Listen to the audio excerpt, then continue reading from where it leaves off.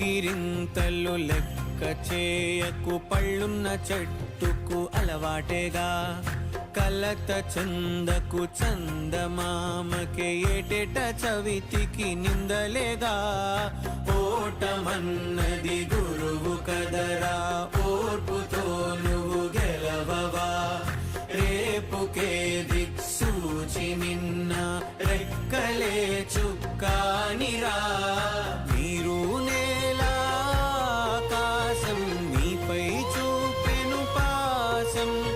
దారే తప్పిన పాదాలు గాడిన పడితే సంతోషం.